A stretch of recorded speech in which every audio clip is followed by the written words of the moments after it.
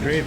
Good evening, everyone. Thank you for joining us on Friday evening. I'm thrilled that this is our first session of the Gifted India Network. And we have a very important guest, Dr. Paula, with us today. So just a little bit about all of us, what we are going to talk about today, and set the frame for you. So the Gifted India Network is comprised of four organizations.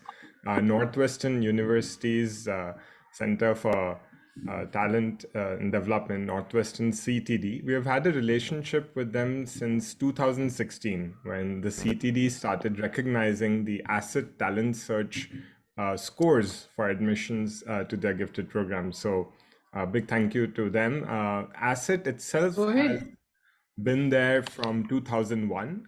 We test more than 5 lakh students annually, and over the last 20 years have tested more than 10 million students through a variety of different programs we've done.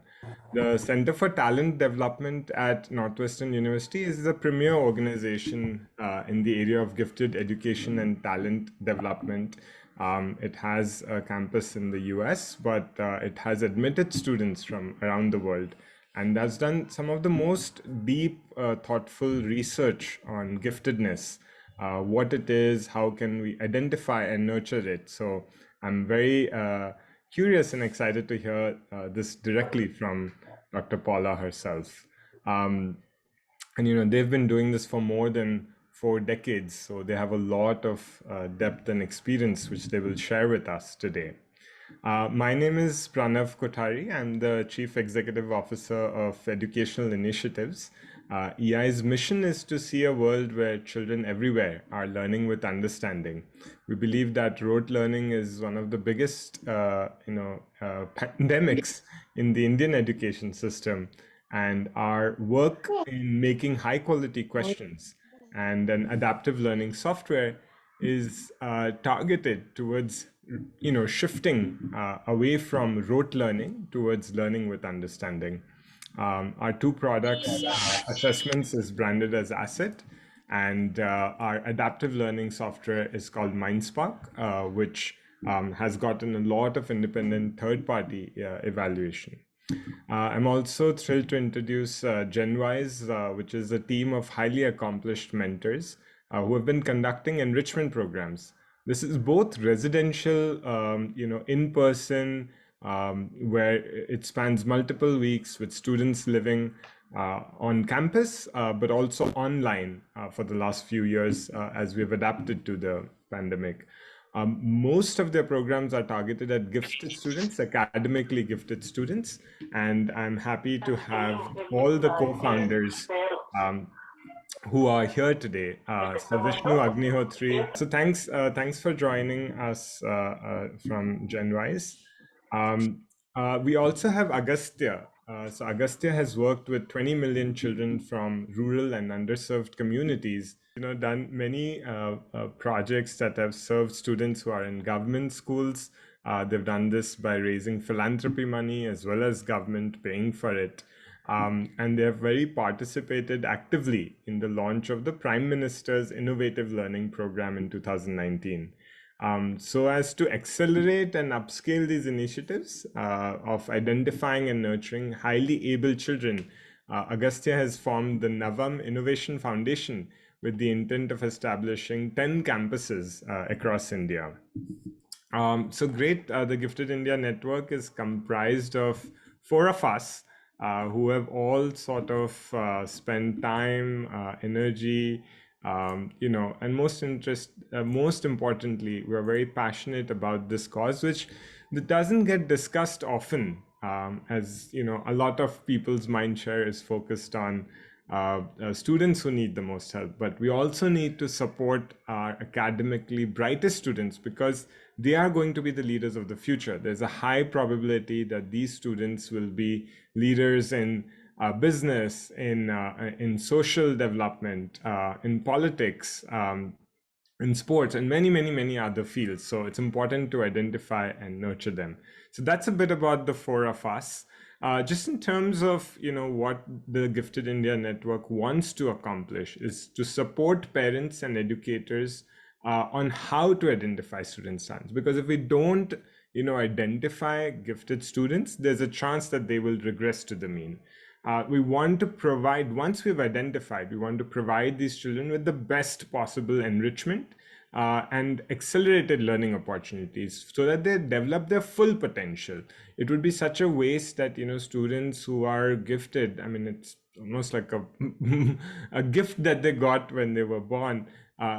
Once they're identified, they need to be nurtured, and there's a lot of science behind some of this. So that is what we want to do. And finally, like, want to build the ecosystem where parents, educators, students, all the people who are connected to education are understanding what is gifted, are understanding what can be done to develop talent, and finally provide programs that are enriching our youth. So that's our objective. I've taken this, slide. I've made this slide with a lot of input from Northwestern CTD's approach. But I like these sentences, right? It said that talents and passions need to be identified and nurtured, because if they are not, they fray away and don't allow us to improve the world. Talent can be developed through learning and practice. So, this is not just something you're born with and you will carry it. This can be developed, nurtured, enhanced, so that it reaches its full potential. And this requires more than just content knowledge, right? It requires to understand and support the student holistically, to develop all skills that would enable them to succeed. So giftedness is not a state of being, right? It's a continuous process. It's a journey that allows us to make sure that any potential is able to excel in the area of the interest and passion of the child. So yes, that's who we are. That's what we want to do. This is our objective. Overall, it's sad that there is such low awareness about giftedness in India and very little conversation that takes place on this. So through these talks, we want to bring all of you together. We want parents, educators, schools, organizations, and anybody who's even just interested in this to come together. And so once we understand, we discuss, we will understand nuances better, and this will, pave the way for us to collaborate and address the needs of students who need it a lot. But I'm not the expert on this field, so I'm going to request Dr. Paula Olszewski-Kubilius, who's the director of the CTD, and she's a professor in the School of Education and Social Policy. So over the past 35 years, she has created programs for all kinds of gifted learners, all the way from students who are in kindergarten to grade 12. So that's a very wide range. She has actually done a lot of research and written extensively on issues that are related to talent development. She's the immediate past president of the National Association for Gifted Children, from where she has received several notable awards. She's on the editorial board of many prestigious journals in the field of gifted education, including the Gifted and Talented International and the Roper Review. So today she'll be speaking to us on the importance of non-cognitive skills in talent development. She'll speak to us for 25 or 30 minutes, after which she will answer any questions that you might have. I want to thank everyone, who filled out the registration forms and also wrote the questions. We have a copy of that. We will, infuse that. Vishnu will be moderating the session for the Q&A. He will ask the questions that have come in through the forms, but in case you have more questions, please type them. You can type them throughout the talk. We'll take them all together at the end. And we hope to wrap up this entire session in the next 80 minutes, which is 7:30 p.m. India time. Vishnu, who's one of the co-founders of Genwise, will then sort of share a vote of thanks. Dr. Paula, may I request you to share a lot of your experiences and educate us on what is gifted and how should we be thinking about it. Yeah. Well, thank you, Pranav. I'm going to share my screen. So hold on, everybody. Everybody can see? Yes, we're good. Okay, good. Okay, so I'm so thrilled to be here, everyone. I love the idea of the Gifted Indian Network. At CTD, we are truly honored to be a part of it. And as Pranav said, we have had long-term relationships with some of the partners, and we look forward to continuing to work with them. I am going to speak from the perspective of someone who's been involved in working with kids and families for almost 40 years now, and someone who is also a parent. I have two grown daughters. They are 30 and 32, expecting my first grandchild, which I'm really excited about. And one is a school psychologist. She works with children, and the other one is an artist. That's taught me a lot about talent development. So let's start with this. What do you believe about giftedness and talent? Is it inherited? Is ability permanent? Is giftedness natural ability or achievement, or is it both? Once identified as gifted, are you always gifted regardless of whether you achieve or not? Can you lose your giftedness? And is ability sufficient for giftedness? So hopefully we can address some of these questions. So I want to give you some of the words of students who attend Juilliard. Juilliard, if you don't know, is a very well-known, famous school for the arts in the US. And it's very competitive to get in, and many, many esteemed actors and musicians come from there. And this is what some of the students said. What many of the Juilliard class have learned over the last decade is that when it comes to making a career, talent is rarely the most important quality. It takes discipline, focus, and energy. Just because you really play well, it's not enough.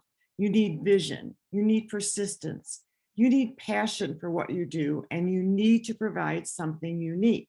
Quote, I formed relationships with conductors and producers. We found out what we like to do with each other in a changing market. Rather than being the missing part of a puzzle, you create the puzzle around you. So here's two different perspectives of giftedness. One is, and this is the one that has kind of dominated practice all over the world, giftedness as being. So giftedness is something you possess. It's biologically constitutional, and is a personal quality that explains gifted behavior and outstanding achievement. In contrast, giftedness as doing or becoming. Giftedness is achieved. Giftedness is a state. It's a process of becoming. It's a result of learning, practice, social and technical support, subject to further development and change. So my view, and I hope to emphasize this with you, is that giftedness is becoming and doing. Now, why is this important? At one level, it's the most fundamental thing, but the most important thing is how you view giftedness, because that affects what you do for your children. So if we believe that giftedness is becoming, that is a very hopeful view. So that means the things that we know children need to be successful, which is not only their ability, but things like motivation and persistence and being organized, being able to overcome fears and anxiety about speaking or being a leader. These things can be developed over time. And with that view, our job is to help them find the environments and the inputs that help them develop those things. So no child comes into the world with all those skills developed. they come into the world with potential for those things to be developed. And our job as parents and educators is to create the opportunities and the context that enable them to acquire those skills. So kids come into the world with high ability. There is a genetic component probably to ability. However, the challenge for all of us is turning that into high achievement, taking that potential that children have and actualizing it so that they can find an area of work that they love, that they're passionate about, and that they're willing to work hard at. Okay, so let me educate you a little bit about ability, because I think this is important for you to understand. I think many of you have probably heard the term IQ or intellectual quotient. And a lot of gifted education has emphasized this. It's, and a lot of that means that they measure it by some kind of test. And there's a number given to children. This is their IQ. The truth about IQ is that this is not a fixed quality of children. That ability, if we measure it over time, can grow and change. And a lot of that is dependent on opportunity to learn. It especially changes for children who come from lower income backgrounds once they're given opportunities to learn, whether in school or outside of school. It's also true, however, that over time, as your children develop from preschool and as they enter school, what we see is that more specialized, distinct abilities, such as mathematical reasoning ability, spatial ability, or verbal ability, become more important. So it is natural over time for kids to show relative strengths and weaknesses. So what I mean by that is that some children may have better spatial and mathematical reasoning abilities than their verbal abilities. That does not mean that their verbal abilities are low. It just means that, relatively speaking, their strengths lie in mathematical and spatial. Other kids have different profiles where their verbal abilities are stronger than their mathematical and spatial abilities. This is natural to see this over time diverge, this divergence, and see these kind of more distinct patterns of ability. Now, why is this important? This is important because if we know their strengths as parents and as educators, we can then direct them to those things that match their strengths, whether it be, a course of study or whether it be a particular career. It's also true that among high IQ individuals, that there's greater variability in terms of specific abilities. So that means you may, as parents, be frustrated that your child does very well in one subject, but only kind of average in another subject. However, that's going to be a more typical pattern as children develop, so that you shouldn't be expecting necessarily the highest level of achievement in all areas as your children develop. Okay. So this is just because I love to do PowerPoint slides, but what this is meant to illustrate is that with younger children, we see more generalized abilities, and that may show itself in, a lot of questioning, a lot of curiosity. They learn quickly, but as they're exposed to domains in school, math, language arts, engineering or science or other subjects, then we see that their abilities tend to specialize. So domain exposure, as one picks up domain knowledge and skills, the predictive power of general aptitude measures diminishes. So we should see by middle school and high school that kids have relative strengths and weaknesses. And I want to emphasize the word relative, lest you think that meaning that they have maybe a tilt towards mathematical and spatial ability or a tilt more towards verbal ability. So this is meant to illustrate that. There's a study in the US, the study of mathematically precocious youth. It's a longitudinal study, and it's been going on for many years. It's been being done at Vanderbilt University, and it's the best research we have in this field, really, that looks at development of giftedness over time. So what they did is they measured kids' abilities in middle school, and they used the US test, the SAT. And they identified children who have strengths in the math area versus strengths in the verbal area. And then they followed them over time into their careers. They've been following them for 35, 40 years. So they know what they did in college and what kind of careers they ended up.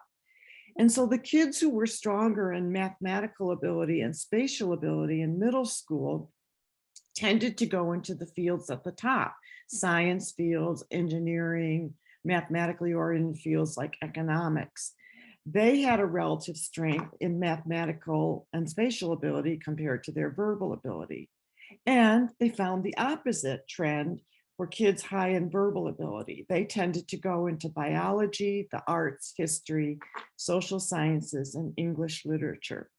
The bottom line here is that these special abilities that become more apparent as strengths in middle school are related to students' choices for what they want to study and what careers they choose. So it's important for us to kind of understand that they're not necessarily going to be good in all areas or as good in all areas that they study. They're going to have strengths, and that we want to identify those, and we want to encourage students to pursue them.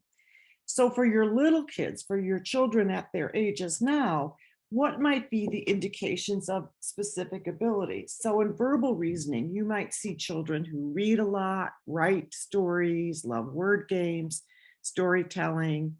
They may be your adolescent who's super argumentative and persuasive with you, which can be daunting. They like wordplay and rhyming, and they like learning other languages.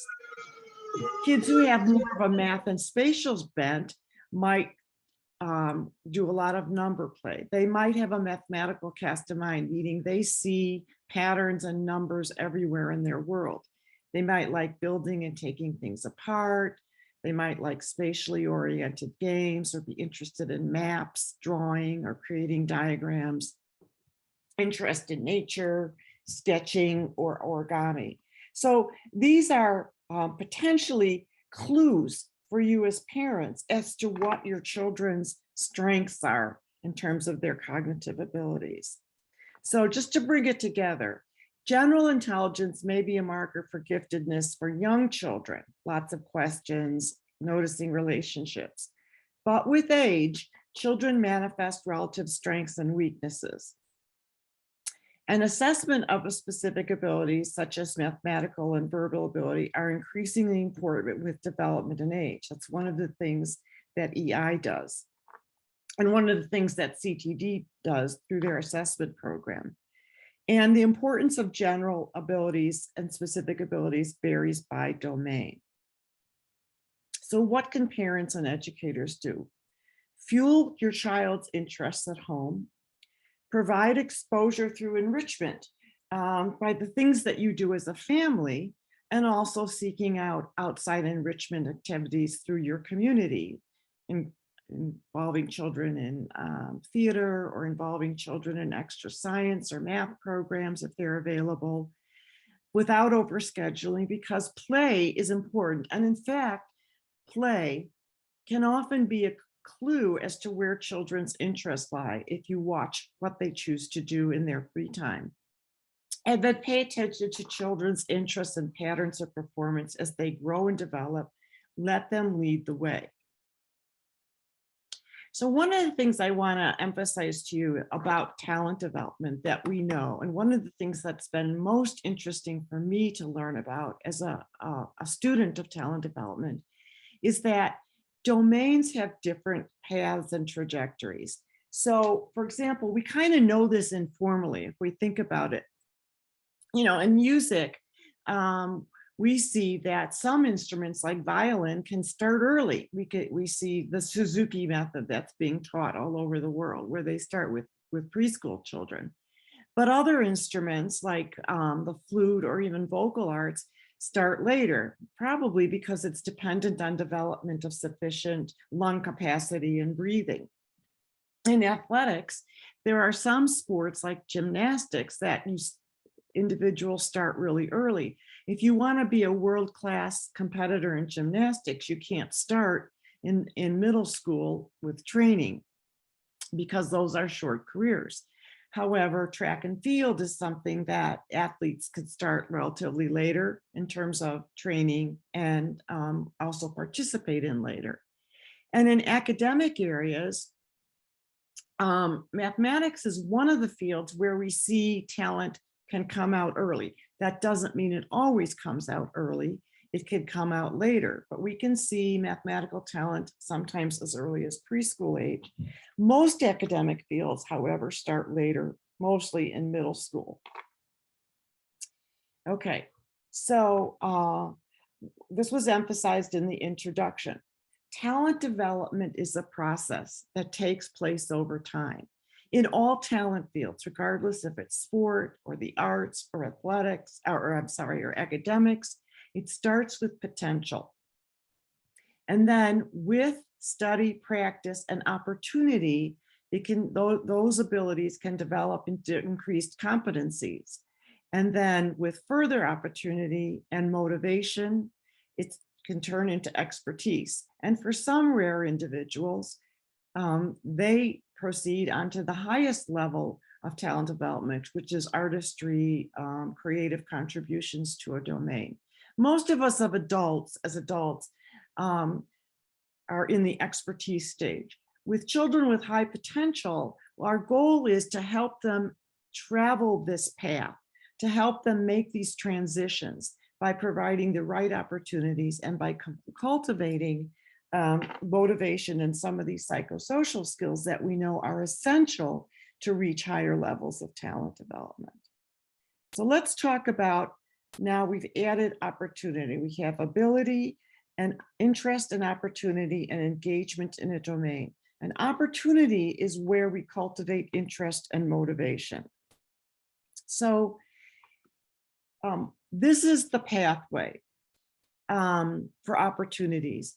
For our youngest children, our preschool and early elementary students, the object of talent development should be exposure and playful engagement.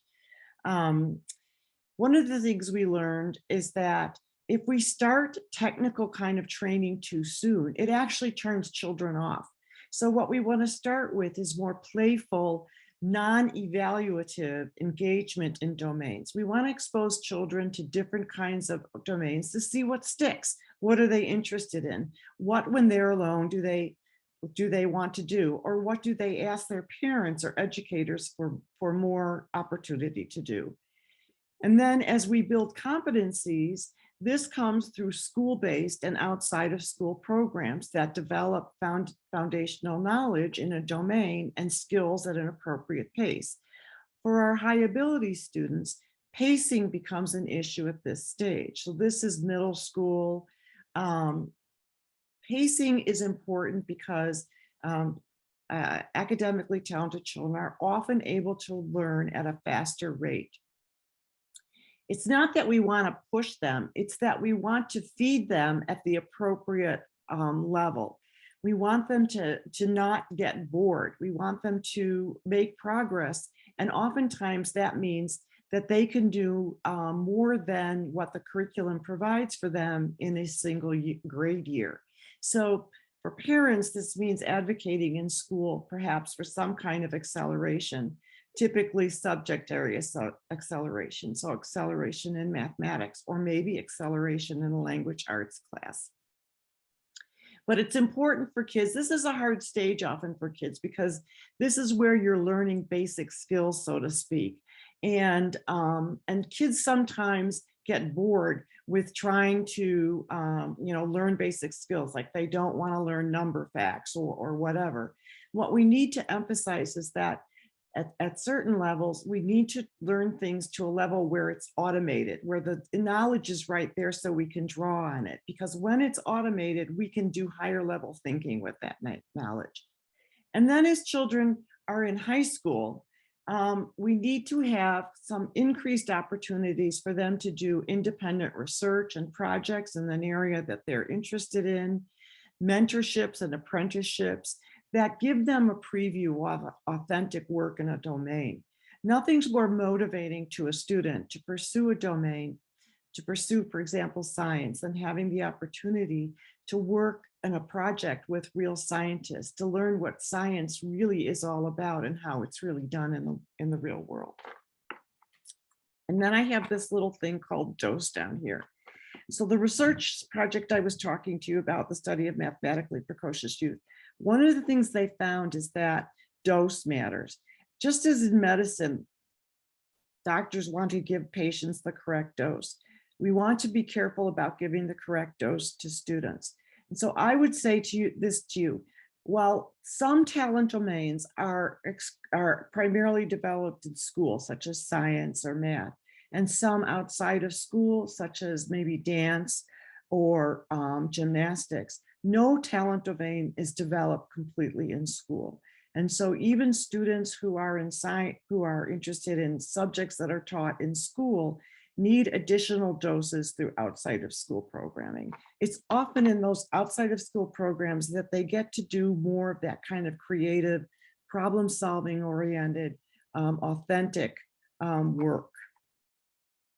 Okay, so what can parents and educators do? Access opportunities outside of school. That's what the Gifted Indian Network is trying to do for you, is to get you information that you could make choices for your children outside of school as well as in school. Provide support for interests at home. Advocate for your child at school if they need to be accelerated, particularly in a subject area. And again, don't expect high performance in all areas. Oftentimes, our gifted programs in school, if they exist, assume that children should be high performing in all areas, but by adolescence, that's an unrealistic expectation. Okay, words of gifted kids. You're terrified of failure. The ease at which I excelled when I was younger made it hard when I did struggle, as I was terrified of disappointing everyone. I still suffer from severe anxiety because frankly, I never learned to fail, and that's an important lesson. If you're not challenged, you become lazy. It would have been nice if they had separated us somehow so school was actually challenging. But once everyone in my life was telling me that I was brilliant rather than just my parents, I never did any work or paid attention in classes. If I had some work ethic in school, I think my life would have turned out loads differently. There comes a point when you just can't coast any longer. I excelled in grade school without having to put in any effort. I would show up to finals, asking which exam we were taking that day and get top scores. I never learned how to do homework or maintain any sort of work ethic, but I became very skilled at coasting through courses and blah, blah, blah on essay questions. Once I hit university, I couldn't get away with not doing any work anymore. So I hit a wall that I'm still trying to overcome. Okay, so we all know as parents, because we work or in our lives, we've learned this lesson. High ability is necessary, but it's not sufficient for high achievement. We all know individuals who are really bright, but never did much in terms of accomplishments in their field. And we know individuals who are not as talented in a field, who have accomplished a lot because of their work ethic and their motivation. So we know that these what we call non-cognitive skills are important. The question for us is, how do we cultivate those in our children? Because we know they're important. We know that they need, along with their ability, they need persistence, resiliency, motivation, and in order to be successful and achieve. Okay. Do gifted kids have a unique psychological profile? There's been a lot of debate about this in the field. No, they're just as varied in terms of their characteristics as other kids. There's a lot of individual variation, but can gifted students have some unique psychological needs? Yes. Why? Because they may be in a learning context that's not a good match for them. It's not sufficiently challenging, or they have difficulty finding peers to relate to. They may devise expectations for themselves that are too high because they're worried about losing the gifted label, leading to perfectionism, and they may need assistance managing that. They may, because they're competing at advanced levels, they may need support to manage stress and anxiety. Because they're underachieving, they might develop low self-esteem, lose motivation, become complacent. So finding the right measure for student ability and perhaps providing enrichment or accelerating the student might be a good solution. Because they sail through the early years with little effort, they may need support with executive functioning skills as they move to higher levels of schooling. And because of their ability to do well in school easily, they may take on too much and they may be exhausted from overscheduling themselves. Okay, so I just want you to reflect on this. Olympic athletes, at least in the US, are these are the skills, the psychosocial skills that the Olympic Committee has determined needs to be fostered for Olympic athletes. And if you look at this list, you can immediately see that these are exactly the kinds of things that kids need in academic areas to be successful. The difference is in sport, they're much more deliberate about fostering these than we are in the academic area. We just assume that students will acquire these skills rather than understanding that they need many, and many will just acquire them, but not all. And so we have to deliberately try to cultivate them. In sport, they have sports psychologists who work along with the individual's coach in order to help them deal with the stress and anxiety of performance, in order to set goals, in order to remain confident. So what are some of these psychosocial skills we want to cultivate in our children? Social and collaboration skills, because more and more of breakthroughs are done on teams, not by individuals. Self-management skills, meaning, taking responsibility for your own study, for being organized, for motivating yourself. We all know as adults that we face tasks we don't want to do, that are boring, that are not challenging, that are not that interesting, but we motivate ourselves in some way to do them because they are necessary, and they're a necessary step in order to get to more creative work. Time management and organizational skills, independent learning skills, teachability. By that I mean an appropriate response to feedback. Some kids are really not have difficulty getting feedback from adults that's focused on improvement. Sometimes it's because it's given harshly, but oftentimes it's because kids feel that they, especially gifted kids, they have to be perfect. And if they're getting feedback on improvement, it means that they're less than perfect. So this is a good resource that I like, this book. And I'll make the PDF of this available to you so you don't have to worry about it. But I want to talk about a few things that she recommends, few strategies that she recommends for parents and educators. This is available now. It's not Prufrock Press anymore. It was sold. It's Routledge, Routledge, Routledge Press. So one of the things she talks about that's key to help our children with is an ability to manage stress and anxiety, because moving towards higher stages of talent development will require or will involve greater stress, and you have to be able to manage it. Also, not all stress is bad. Some stress is good. It keeps us motivated, causes growth. And so we have to keep, rather than children, our goal is rather than children shying away from things that are good for them because of the anticipated stress, how do we help them move forward and manage that stress? How to help? Create an atmosphere at home and in the classroom where children can talk freely about their stress and anxiety. This is a big thing. It sounds like a small step, but it's a big thing because often children feel that they're the only ones that feel stress and anxiety. And by an atmosphere where they can talk about it, that relieves their anxiety that somehow they're unusual. Help them identify stress points and anxiety triggers. Actively teach relaxation techniques such as mental imagery and breathing techniques at home and in class. Lots of people who make a living speaking to audiences and large audiences practice these kinds of relaxation techniques. We think they're just not at all nervous, they're not at all anxiety ridden. That's not the case. They've just learned how to manage it and model good coping strategies yourself. Another important aspect is a willingness to work on the edge of one's competency. Because without an appropriate level of challenge, children don't learn. They don't learn to manage their study. So unless they're challenged, they won't apply learning strategies. Unless they're challenged, they won't apply organizational skills or time management.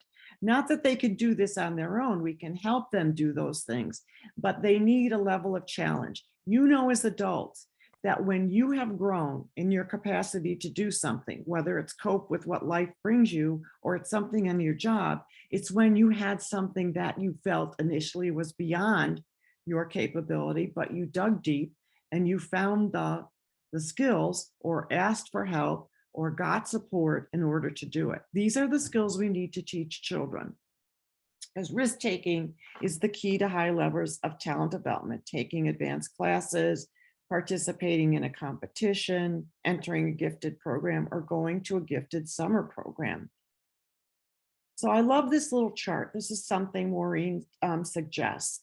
It's the chart you can use to help children when they're facing a decision about participating in a competition, submitting their work to a competition, or perhaps deciding to go to a special summer program, and they're nervous and anxious about it. Where does it fall on the chart? Is it in their comfort zone? Is it in their confidence zone? Is it on the edge of their confidence zone? Is it out of their league? Where we want children to be some of the time, not all of the time, is on the edge of their competence zone. We want them to have a mix of being in classes and opportunities where they feel confident, and in some where they're on the edge of their competence zone. So how to help? As parents, we have to control our feelings about grades. And I've gone through this with my children. Of course, we want our children to get really good grades. But we have to recognize that by giving them the message that they have to get really good grades in everything, we can foster fear of failure and we can foster perfectionism. So we have to kind of hold back and focus on growth and improvement over absolute performance. So when there's a disappointment with a grade, the idea is to focus on what happened, but also how can you improve that? Be tolerant of less than stellar performance. Let your children fail, and fail, I mean in air quotes, because they don't really fail. But to gifted kids, less than a perfect performance is always perceived as failure. But you need to then counsel them on the fact that they tried something. You are proud of them for trying something, taking a risk, and that they grew a lot, and that's what's important. And then go on to the next phase of that development. Help your students understand the importance of growth and challenge, and manage their expectations. Messages to them such as, you're going to the Northwestern summer program. You're going to be with a lot of really bright kids. This may be the first time you're with kids that are at your level or even have more skills than you do. So you do your best and you grow. We don't expect that you're going to have an A in the class, but we expect that you're going to do your best and you're going to be able to come home and tell us what you learned and how you grew in that class. Reconciling the need to achieve with the need to belong. Success can come with a social price for students, and this is why they oftentimes don't want to do something, because they don't want to be stigmatized by their peers for something that they do. So for males, it's express yourself with strong feelings, do your best, but don't act feminine. And that can also go into like, don't don't pursue what are considered more feminine areas of academics. And so they may be hesitant to show their interest. For girls, it's be nice, be ambitious, but don't act like a man. This may mean that girls are reluctant to compete, reluctant to be a star. Culturally diverse students do well, but don't think too much of yourself. Don't brag about yourself. Don't talk about your accomplishments. All these things can make children less willing to participate in some of the things that are really good for them. So how to help? Reaffirm your child's goals and dreams. Stand in between your child and family members or others who are discouraging. When your child says, as mine did, I want to be an artist, and my husband said, you won't make any money. You won't be able to live if you're an artist. That's when I got in between and said, this is her passion. She'll find a way to make a living, even if she has to work at some other area and pursue her art on the side, but we need to nurture this interest and this talent. Help your child find like-minded peers who provide support in school and outside of school. This is the real value of outside of school programming, is that oftentimes they can find a peer group that they don't find in their regular school. Kids who are interested in what they're interested in.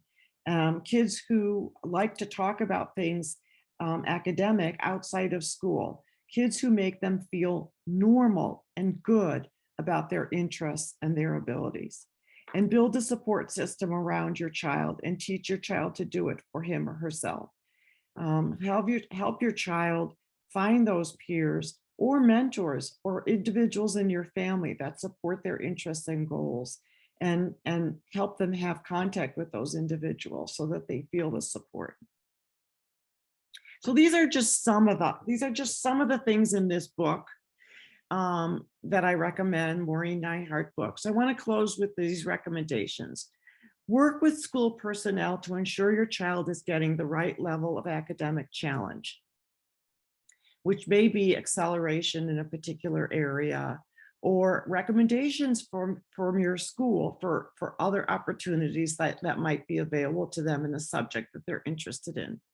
Support your child's interests outside of school in your home and through the community options available. Look for these outside of school opportunities that foster discovery, problem solving, and creativity. And be your child's emotional coach. The reason I put that in bold is because it really is your most important job. Your children need you to be their emotional coach, teaching them resiliency. So when they perceive that they have failed, you're the one who picks them up and says, and try to reframe that perceived failure as an opportunity to learn and improve. The value of effort, growth mindsets, embracing challenge, and learning from failure.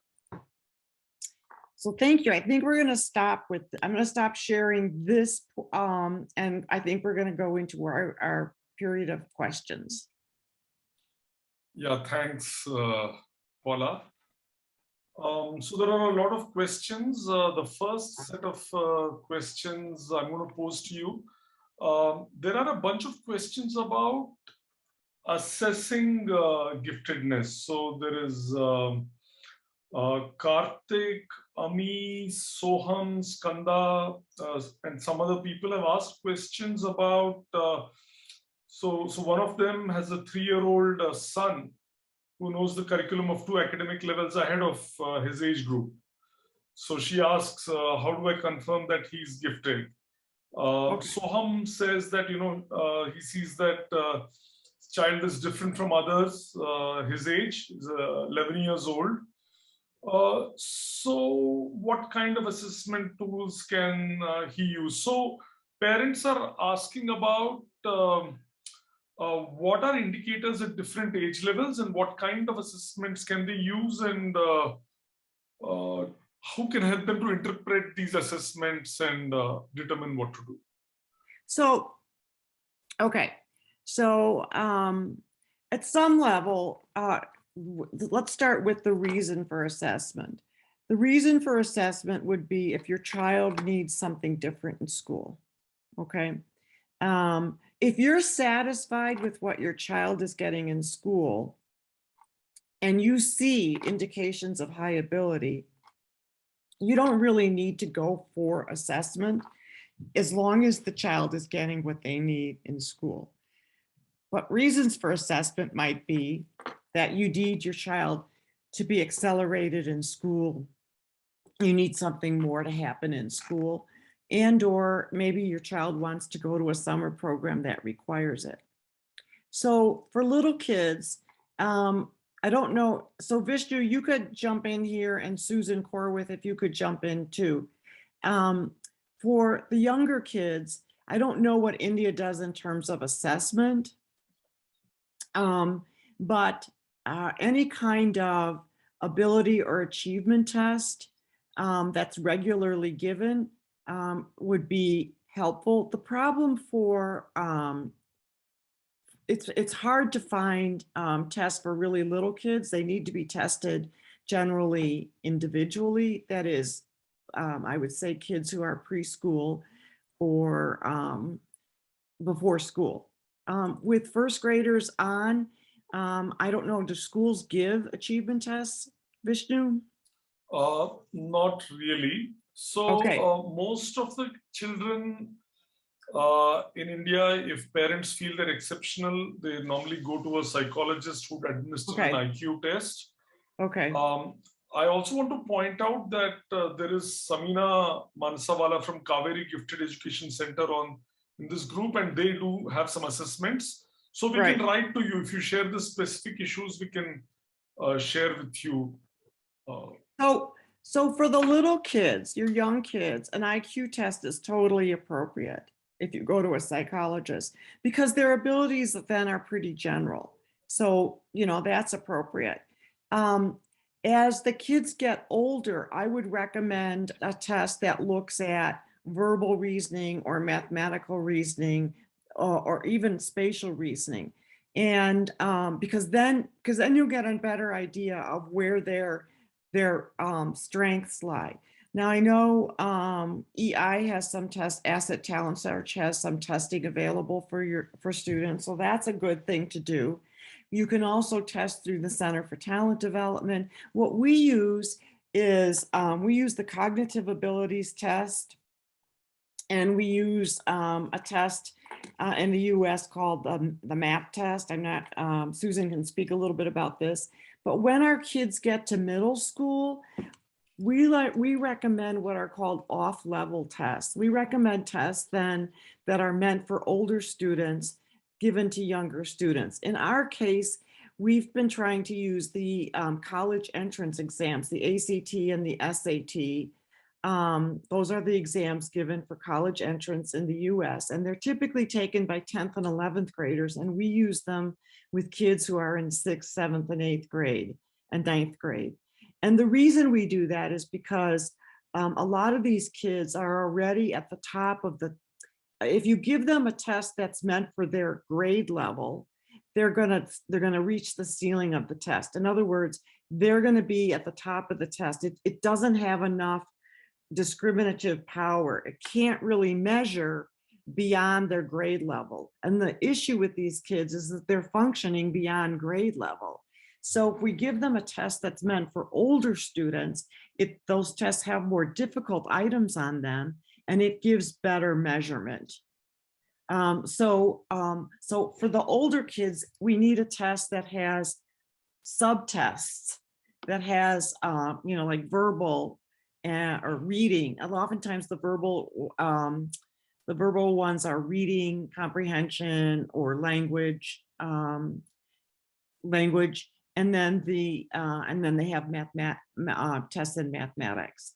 So because that gives you a better picture of their pattern of abilities. Susan, can you add a little bit about what's available through CTD?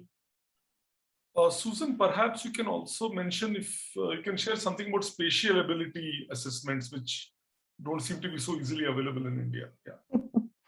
Well, for the Center for Talent Development, as Paula was mentioning, we do use the cognitive abilities test. And I just put in the chat that there's a verbal, quantitative, and nonverbal assessment that's part of that. And the nonverbal is somewhat, the spatial pieces are involved in there too, but they are also developing, and it will be available internationally. I know COGAT has have a more international presence now. A more developed spatial reasoning battery. So that is something. But the other test that Paula was mentioning was the NWEA map testing or measures of academic progress. So we have the cognitive abilities that we use, but then there are, for kids, when we're thinking about school, measures of academic progress has math and reading, because those help teachers better understand how to work with their students or what kinds of needs they would have. And then the above grade level, obviously we've worked with ACID, and I think EI can speak best to how that operates. But as Paula was saying, PSAT, SAT, and ACT, since those are college entrance exams and are really helpful for schools to understand the progression of a student's learning. And then we've introduced the Iowa assessment as well for kids who are in grade 2 through 9, because that's also comes from Riverside, but publishes the COGAT, and it is a content test that involves reading, math, science, and social studies. So we have a few different options there. And I think, as Paula was saying, the importance is that sometimes it's academic information that you're looking for, what to teach in the class, and other times more generally, broadly, ability and sort of thinking and reasoning. A lot of times it's good to get both if you can, to get ability and achievement. Because, and particularly this is the case if you feel your child is underachieving, because oftentimes it's difficult to get a school to respond when you have an underachieving child who's high ability, because only what they see is the achievement, and they don't know that they have this high potential. So if you have a child that's got high ability, but not necessarily high achievement, it's often an indication that, you know, maybe school is what they're getting in school is not the right fit. And so it would be useful to share with the school that this child has high potential, but we need to work on the achievement end of things. Thank you, Paula and Susan. There is an additional question on assessment, and this question is from Ganu, who leads the gifted education programs at Agastya, who's part of the Gifted India Network. So they have, so Agastya is particularly interested in creativity. And the question is, are there mainstream tests for creativity? They have dabbled a bit with the Torrance creativity test, but is there something which, you know, is considered usable and useful? Yeah, that's a good question. So the Torrance test that for everyone is a test that's got a long history, and it's promoted as a test of creativity. I have a different view on this. I mean, I think that creativity is most often indicated by that you can just observe it, that by what children do, by the questions they ask, by the things that they do. And I think that creativity can be cultivated at home and in school by opportunities for children to think more broadly about something, to create their own products or projects. So, you know, as a measure of learning, a teacher can allow a student to show their learning by creating some kind of product. It could be a PowerPoint or a news story or whatever.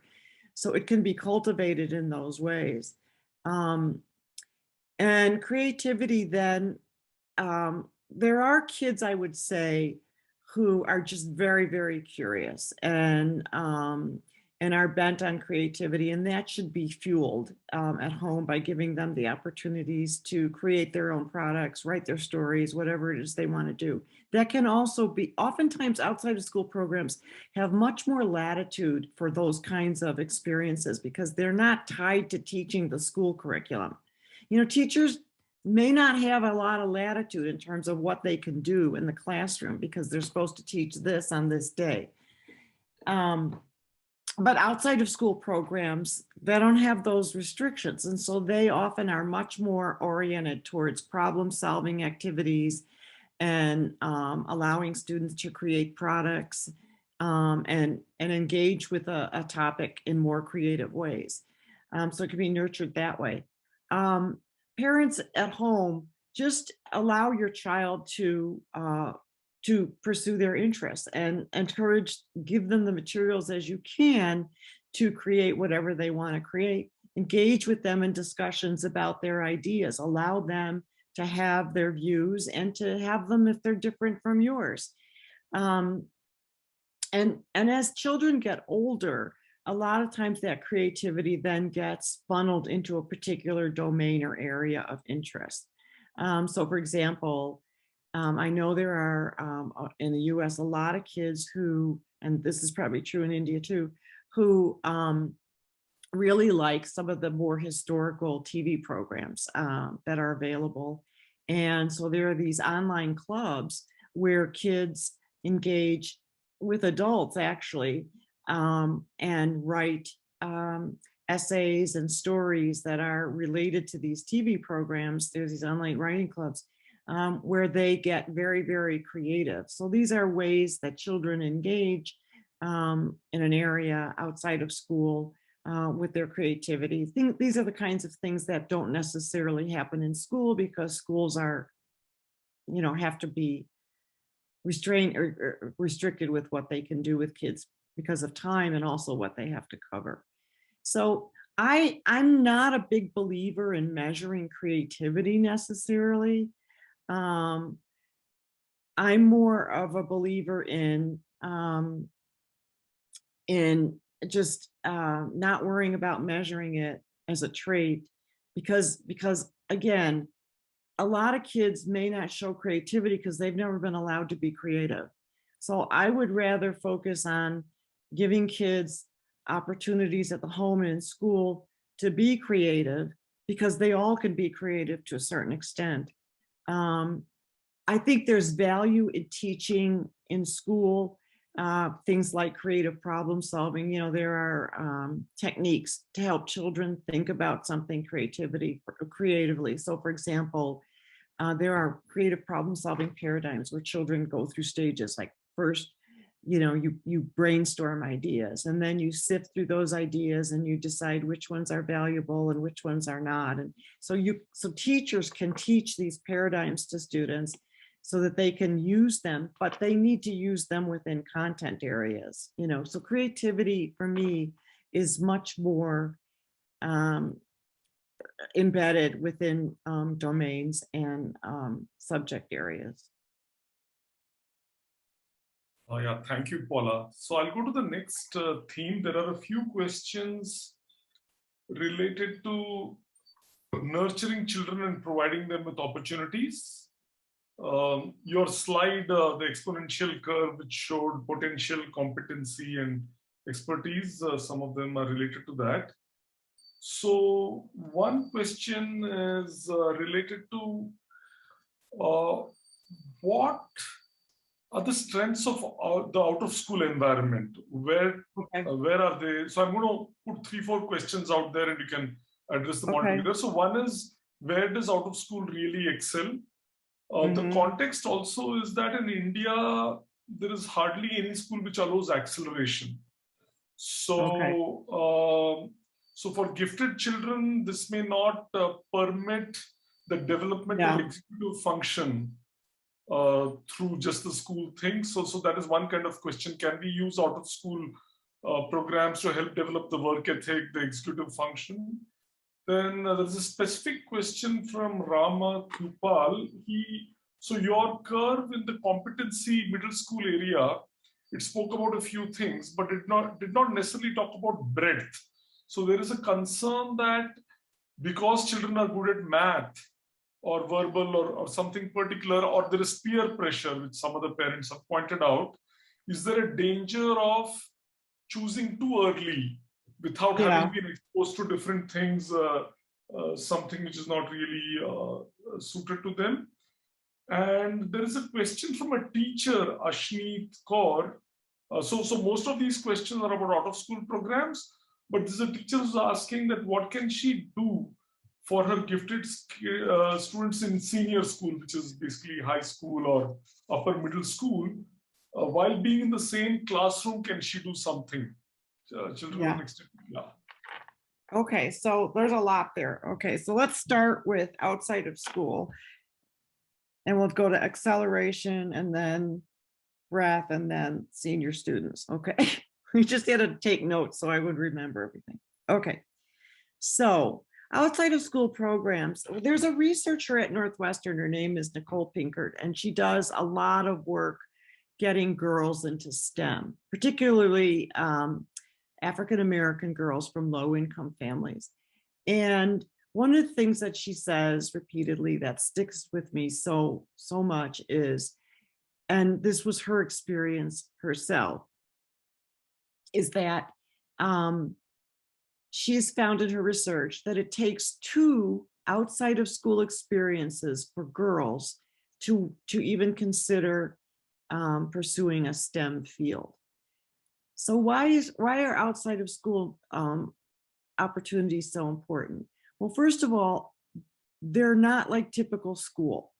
As I said, teachers often have much more latitude to create a course because they don't have to teach to the standards.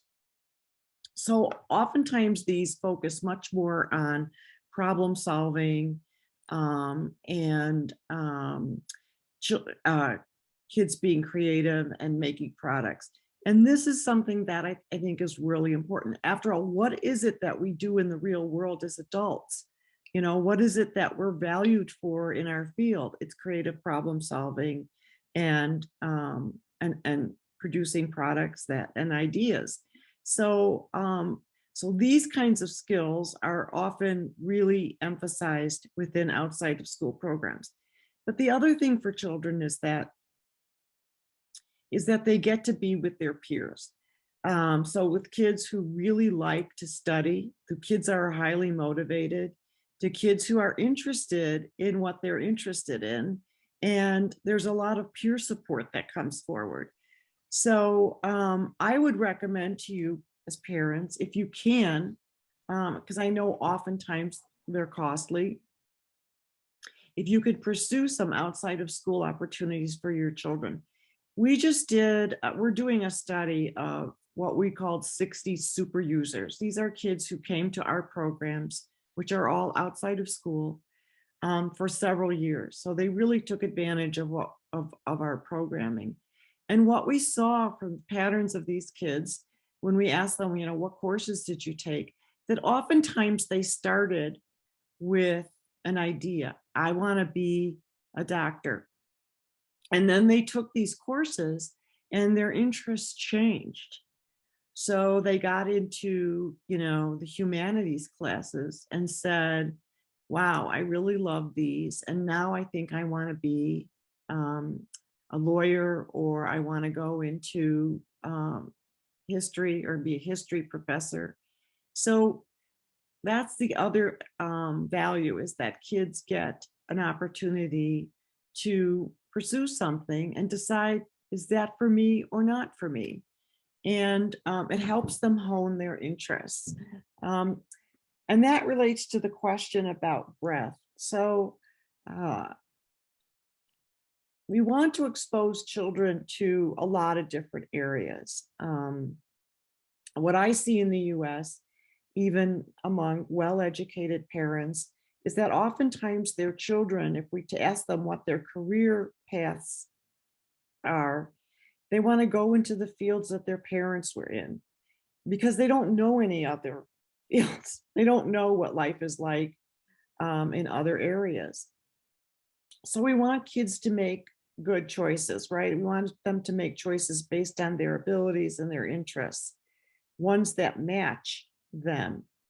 So you're right, you don't want kids to specialize too soon, but there are kids, I will tell you, that are just passionate about something early. We have kids, you can't give them enough coding courses or anything related to technology. They just eat it up. And so I'm not, and parents get concerned, and their concern is that they want to fuel that interest, but they want to make sure their kids develop other types of skills as well. But it's a challenge because sometimes kids will just refuse to take something that's in an area that they're not interested in. And there are kids who are selective achievers. They'll only achieve highly in something that they're interested in. My daughter, the artist, was that way. So my recommendation would be to let them pursue their interest. You can gently push for them to be more broad-based. You certainly can talk to kids about the fact that even if you're a scientist, you need to write well, you need to speak well, you need to have good social skills. And so all these things are important. And maybe that can be helped if you can put them in contact with a scientist who can emphasize that. So so you can push that they develop, you can help them understand that even though they have this interest and they like to pursue it assiduously, other skills are important to help them be able to pursue that as an adult. Because if they want to be successful in a field, they're still going to need these other skills and knowledge in these other areas. People who make creative breakthroughs are people who are working on the edges of several fields simultaneously. They're not necessarily mired in one particular field. Their breakthroughs come because they cross into other fields. So so you can fuel the passion, but also give the message about the need to develop other areas and push for kids to try those things and to give it a chance, But a lot of kids also, I will say, don't make their decisions about an area to pursue until they're in late high school or even college. How many kids go to college and change their majors? Probably more than half of them. So, and why is that? It's because of exposure. It's because they get exposed to something. My daughter went to Northwestern in journalism. They have a top journalism school. I could have told her that was not going to be a good match to her. In fact, I gently hinted at that, but she wanted to pursue it. And she changed her major after 1 year into what she is now, which is she's a psychologist who works in a school, because her personality was such that she was not a good fit. She didn't like talking to people on the phone or going and sticking a microphone in their face to get their response to something. She's just not that kind of person. So, you know, our job as parents is to take it all into consideration. What is their interest? Where is their strength? And also, what is their personality? You know, a shyer type of individual is not going to be a good match for a field that requires you to be, you know, speaking around the world or traveling or whatever. So we you know, what we want to do is, as parents, we know our children best, is to try to help them get a good match between all those things. And then the question from the educator about what can you do with your senior students? If I were you, one of the things you can do, well, first of all, you can group within your class. It's called cluster grouping, where this is really hard to do, where you have kids work in small groups. And the small groups are determined by their readiness for the material. So some kids, you could be studying the same thing, but some kids can go at a much more advanced and deep level. And you can group those kids together to work as a small group and give them more advanced materials. That's a strategy that you can do within your classroom. The other thing I would recommend to you is, if it's possible for your senior students, because they're getting ready to go off to higher education, is to bring in adult experts who can talk to them about fields of study and careers. Because our kids just don't get enough exposure to the wide range of possibilities out there. They don't know what's possible for them. And one of the things we do at Northwestern is called our Opportunities for the Future conference. And we have it on a weekend. And the programming for the kids is to bring in folks who are doing really interesting work and expose kids to the possibilities. For example, there are people that have gone to art school and studied animation, and they're working in the sciences, helping scientists create visual representations of cells and molecules and the body and diseases and all sorts of things. Who would have thought that you could have been an artist interested in animation and work at a major university in STEM, in a STEM field? So kids just don't, get those possibilities. I know Genwise has had a lot of little podcasts or seminars on experts speaking about their work. So that's another thing that you could do for all your students. Yeah, thank you, Paula. So we have Paula with us for only about another 15 minutes or so. So we'll go into the area with the most number of questions. So there are a lot of questions, and let's see how far we get. But I want to take a bunch of questions to do with gifted children, issues related to socialization, finding a peer group. So there are at least 6 or 7 parents who've asked questions about this. Janardhan Venkat, Ashwini Pai, Ishan Goyal, Tejashvi Karthik, Santosh, and some others. So I'll just read out a couple of questions to you. Okay. When the child is too inhibited to display his giftedness, how does one respond? And the other questions are, how do you help a child to socialize in a better way, especially in terms of making new friends? One parent asks, my gifted and high achiever son is not getting good enough, not getting a peer group with a mindset like his. Although he is okay with learning alone, I feel that a good peer group will boost the expression of his talents. How to tackle this problem of the scarcity of peer groups? Okay.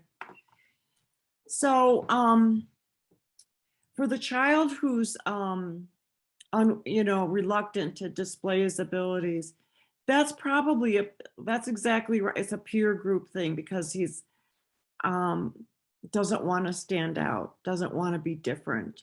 Nobody wants to be different, particularly children, because they just don't have the skills yet to manage being different. Adults have learned to deal with that to some extent. So what do we do?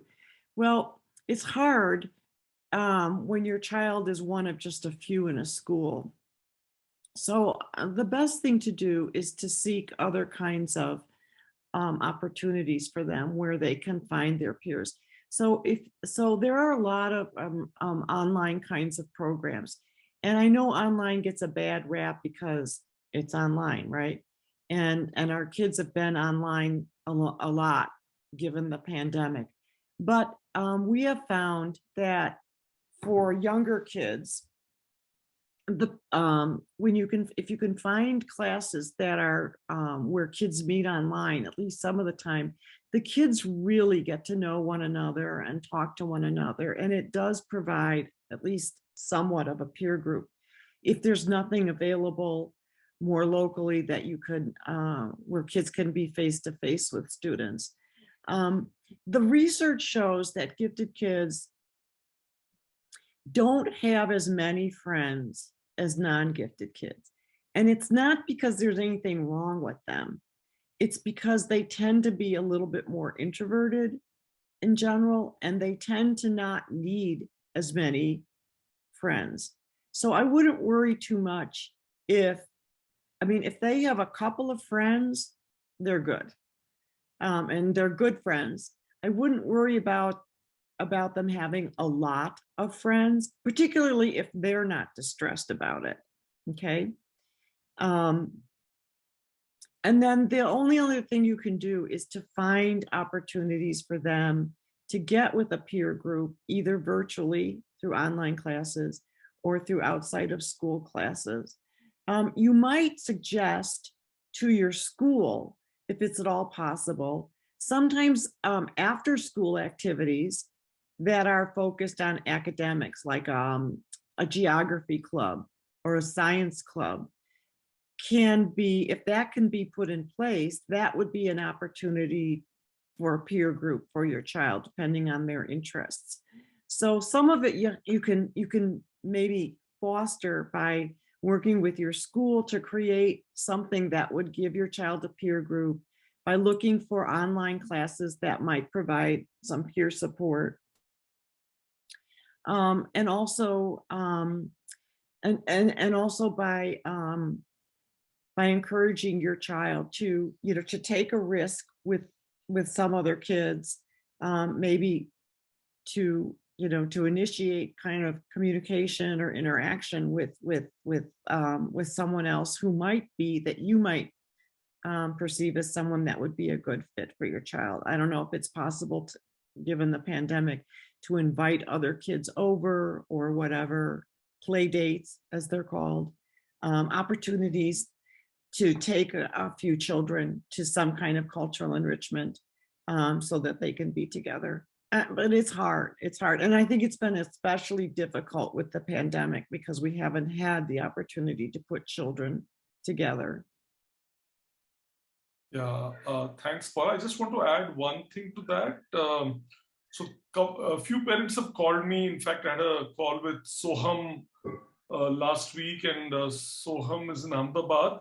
And we have been thinking that through the Gifted India Network, if we can help parents connect, and we might help with identifying children or so on, perhaps parents could form their own groups, right, in their cities.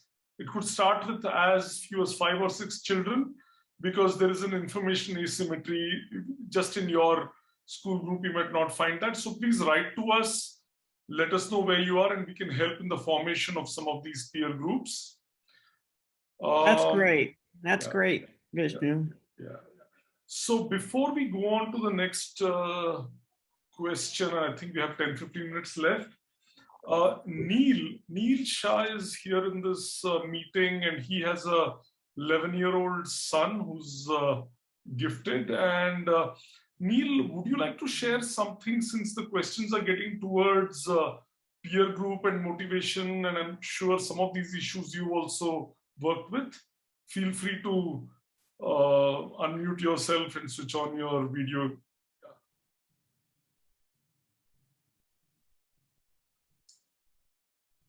Okay, I'm not sure if Neil is there.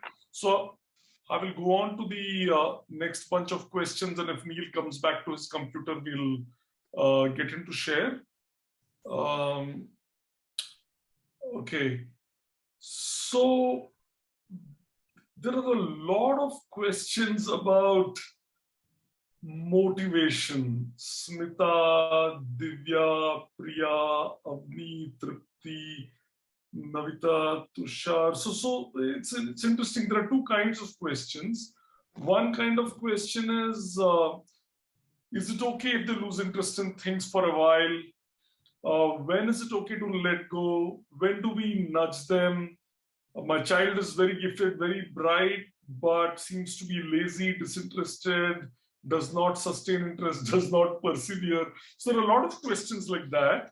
And there are also 2 or 3 questions like, my child is interested in this thing and is very intense and works very hard at this, but I don't think my child relaxes enough or is, balanced enough, burns himself out or herself out. So. Okay, so yeah, motivation, I think, is something the parents worry the most about, because you see your child as all this potential, and then you worry, are they going to translate it into achievement? Sometimes, so it's important to try and figure out what's at the root of the issue. With some kids, motivation is lacking because the work is not challenging enough. And that's an issue for the school. And I don't know what, like that requires talking to the teacher. So sometimes they just won't produce if it's something they already know or it's too easy. What we want is for kids to work at a level of challenge that forces them to grow a little bit, but not anxiety producing, not at a level that's, anxiety producing. So part of the problem might be just boredom. And so giving them the opportunity to work at a more challenging level, if you can talk to the teacher, if you see that the work they're doing is something they can do easily without much effort, that's when you want to have a conversation with the teacher, because it's not a good situation to continue. Because then they never learn that they have to put in effort in order to grow. That's an essential thing to learn. We all know that. We all know that as adults. And we want kids to learn that, but they're not going to learn that unless it's challenging enough that they have to. So, so lack of motivation can often be a function of boredom. It can also be a function of kids just not understanding the value of the thing that they're trying to learn. I mean, how many kids study algebra and like, when am I ever going to use this? Or geometry, when am I ever going to use this? Del Siegley is it, Susan, can you put him in the chat? Del Siegley, he's a researcher at the University of Connecticut who's done a lot on motivation, writes a lot on motivation for gifted kids. And one of the things he said is that if you want to reverse underachievement because of low motivation, he said he has found that the most important thing to do is to make the learning meaningful to the child. In other words, why is this important? A lot of times we want kids to learn certain things, but we don't tell them why they need to be able to do it or what's important about it. Someone put in the chat that scientists have, that when they measure their abilities, they actually have very high verbal abilities. That's true. Why? Because they have to be good sellers of their work. They have to solicit grants and patrons, and they have to write about it and get published. So sometimes kids just need to know why something is important and how it's used in real life in order to dig in. It's okay if kids lose interest for a time in something that they were previously passionate about. In fact, this is fairly common with little kids, is that everything's about dinosaurs. And then all of a sudden they want to get rid of all those stuffed dinosaurs that are in their bedroom and all that money you paid for all that dinosaur stuff, clothing and sheets and all that kind of thing, because they've moved on to something else. That's fairly normal. Again, fuel their interests at the time. And as far as nudging children, that's a fine line. Like, I understand that that we want children, we want them to find that motivation within themselves, right? We want them to be self-motivated. We don't want it to be for external rewards. However, sometimes it's appropriate to use external rewards for kids. Sometimes it's appropriate in order to get them over the hump. So I wouldn't use it all the time. But for example, when kids are reluctant to learn something or to do something in school that, like their teacher wants them to know all their multiplication facts and they hate it, they don't want to study it. Sometimes it's okay to use external rewards in order to get them through something that is uninteresting to them and not, but useful, but important for them to learn in order to get beyond it. I would use it judiciously because, of course, we want to, when we use external rewards, we want to move them from that to internal motivation, from external motivation to internal motivation. External rewards work temporarily, and specifically, they're not good to use in general. So the external rewards can be helpful at certain periods in order, but the big thing is for kids to understand why something is important and how it's going to help them in the future. And then always, you know, what is it that interests them? There are kids, as I said, who are selective achievers. They will do well in things that are interesting to them, or they'll do well if they like a teacher. But they won't put forth the effort in areas that they're not especially interested in, or especially if they don't like the teacher. And that's where external rewards can be helpful, and our messages about how, despite the fact that you don't like it, here's how it's going to be useful to you in the future. For the future that you envision, that you want to pursue, like it or not, these are some of the things that you're going to have to be able to do and learn. And then there is some research that there are gifted kids who are super intense. I had one of them, my daughter, and you know, she was just intense about everything, and it was exhausting as a parent. It really can be.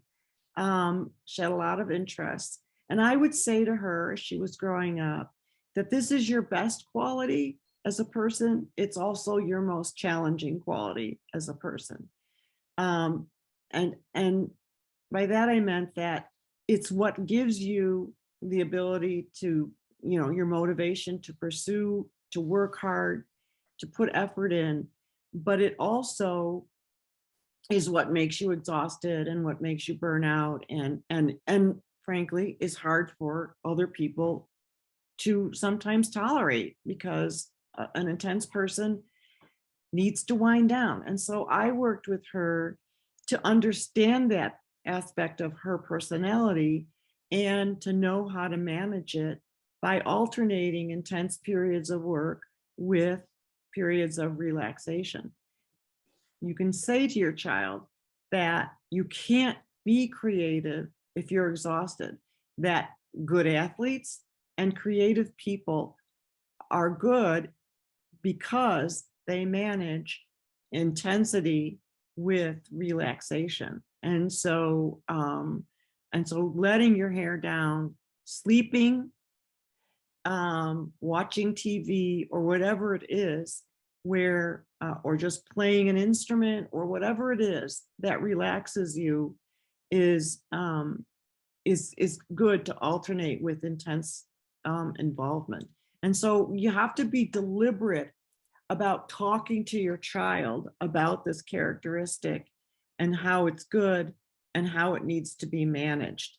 Not that it's bad, but that it can also lead to things that they don't want.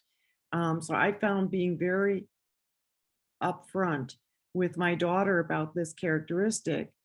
She still at 30 continues to manage that characteristic, but she's much better than she was at 15 when she drove me crazy. So. Okay, thank you, Paula. So we have, Paula will need to leave in 5 minutes or so. We have a lot more questions, but I'm not going to ask any more questions.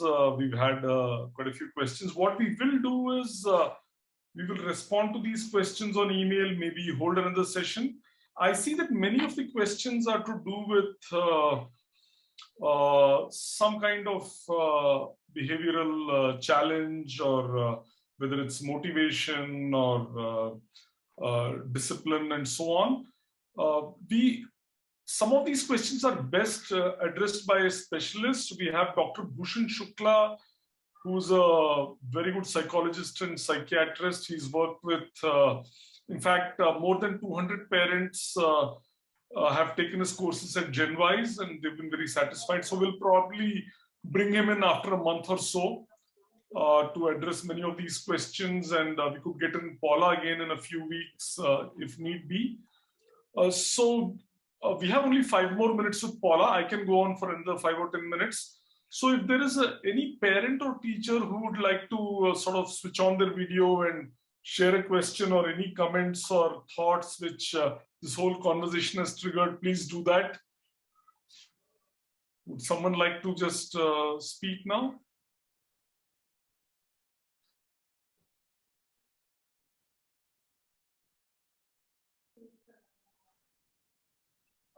Okay. So, Mallika, would you like to say something? Yeah, Okay. first of all, I really want to thank you for because we were definitely, looking for helps from whichever way is possible, right? And yeah, this brings like there's always a constant worry factor, right? Like because they are so driven about certain things and they are not ready to, do so. You are always in conflict, like what is the best way to go forward, and should we trouble them or not, or how is it gonna be just okay after some years, or this gonna be a real issue. So yeah, that is like that a lot of thinking definitely came into place, and hopefully I'll be able to figure this out better. So I think it's important not to be lonely in this, and of course there's expertise, but there is also it feels extremely lonely because generally people just don't understand, if somebody has the talent, meaning they should perform. There is well, and but so yeah, the goal of this is for you to understand that this is a process, and so you have opportunity to help your child, and you know them best. You know what they're good at, and you know what skills you would like them to acquire, right? And so, and that's the most important thing, because then you can work on those. Then you can help your child in those with those respects. But no one should lose hope, because I can tell you from my own experience as a parent and working with a lot of parents, what I hear from you all about the concerns you have, I hear the same thing in the US. I hear from all the parents. Their children are bright, but they're worried. They're worried about whether they're going to have everything they need in order to be successful. They'll get there. They'll get there. The very fact that you're here means that you're concerned and that you're thinking about them and that you're working on it. And that's like the most important thing, is that you're aware of your role in your child's life. So you just need to know it's not a linear path. It's more like this,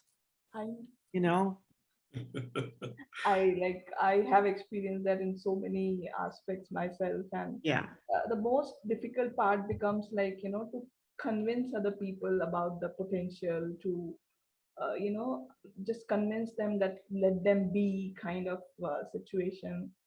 So like I have been like, seemed to be very gifted in terms of music, and so I have been like he was learning and nobody was like ready to give him exam. So I said, let him fail. If you are fearful that he might fail, let him fail, but I want him to take the exam now. Right. He got distinction. So we have to see the potential and really fight for it, I guess I can say. Right. So I can tell you, in the US right now, Susan can support this, there's this real controversy about using tests, especially for giftedness. And we've always had assessment as part of our program because parents need to know. They just want to know. It's not that they want to show off or something. Right. They don't want to show off. They just need to know so that they can help their child. And that is the value of assessment. And sometimes that's what you can help, what you can bring to a school to get them to respond to your child, you know? That knowledge is power, right? Knowledge is power, right? So Paula, I know you need to run into a car any moment now. So if you need to leave, you can leave. Thank you so much. It was really great.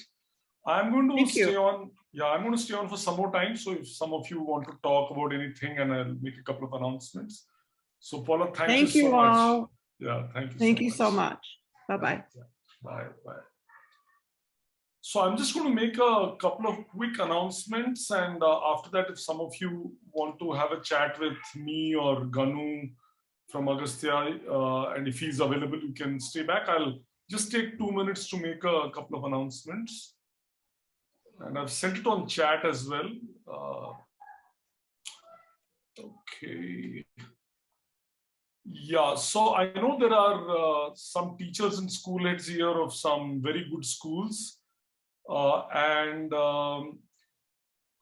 Parents are extremely important. They see their children all the time, and they are the right people to sort of start looking at signs, planning what to do. Schools, I would say, are almost equally important, given that children spend years in a school. Teachers see a side of them which parents may not see.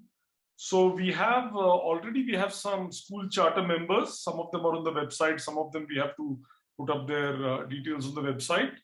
So if you are a teacher or a school, please write to us if you're interested. What we need you to do as a school charter member is to conduct informal and formal surveys to uncover the needs of parents and gifted children. You probably already have a plan on identifying gifted students, providing them additional resources.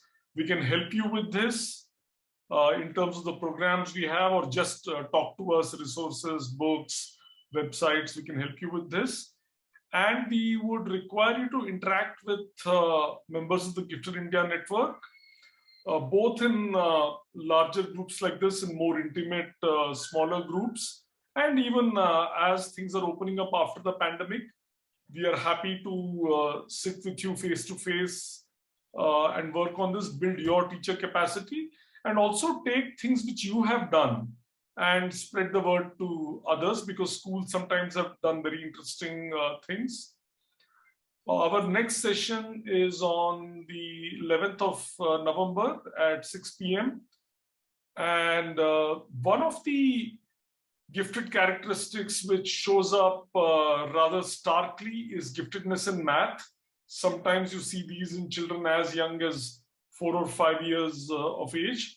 And sometimes it's not even visible, right? I mean, the child may not be doing that great in school math, but may actually be gifted in math. So we have Jerry Burkhart, who's worked for more than 20 years with gifted students in the US with Asset Summer Program, Genwise programs. So he's going to be on the panel. Mick Purcell, who's the head of school of KC High in Chennai, taught math for 25 years, head of the school. Sridhar, who's a thought leader in education. This will be moderated by Pranav Kothari, CEO of EI. So please, I've sent the link on chat. Register for this if this is of interest. Share it with math teachers and parents. You can also join our Telegram channel. I've shared a link out there. It just started today. The channel, you get all kinds of updates, resources. You can also interact with us on that. So that's pretty much it.